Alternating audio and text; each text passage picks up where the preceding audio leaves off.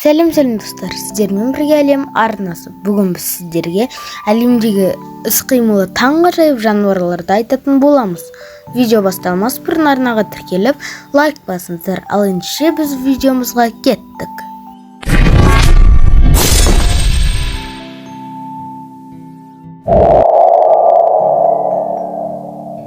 Бұл құс өрмекшінің торын ұрлап, өрмекшінің торын жапырақтан өткізіп, өзінің үйін жасайды.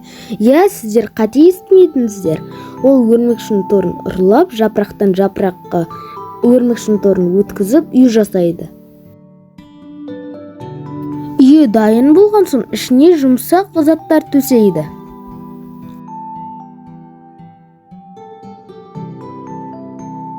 Үй дайын, ал балапандар аман сау. Осылай үй жасайтын тек бұл құс емес, ара калибрия. Ол өрмекшінің торын ұрлап, өзінің үйін тек өрмекші торынан ғана жасайды. Ал солтүстіктегі бұғыларға көшейік. Ол бұғылар белгісіз себеппен домалақ болып айналады. Олардың айналу мақсаты не үшін айналады, неге айналады деген сұрақтарды ешкім таба алмаған. Тіпті олар қора ішінде де айналады екен. Олар бұлай айналғанын тоқтатпай, тіпті бірнеше күн бойы айналады. Одан өліп те жатады. Олар бұл доңғалақты аңдардан қорғану үшін жасайды. Олардың әлсіздері мен балалары ішіне тұрады, ал қалғандары айналады. Оларға шабуыл жасаған аң көп бұғының аяғының астында қалады.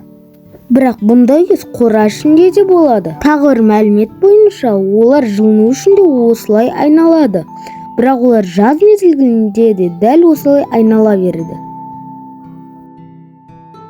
Тропикалық аралдардың көлдерінде гавайлық бұқа балығы өмір сүреді. Олар теңізден жүзіп келіп, өзеннің қолайлы жерін іздейді. Алайда олар 135 метрлік сарқырамадан өтуі керек. Сарқырамаға жетсе, азығы мол, жаулары жоқ жерге барады. Әрине, бұл өте қиын. Сол үшін олар ауыздарын жабысқаға етіп өзгертіп, сарқырамаға шыға бастайды. Бірақ балықтардың 99% сарқырамадан құлап өледі. Тек 1% балық 2-3 күн жорғалап әрең жетеді.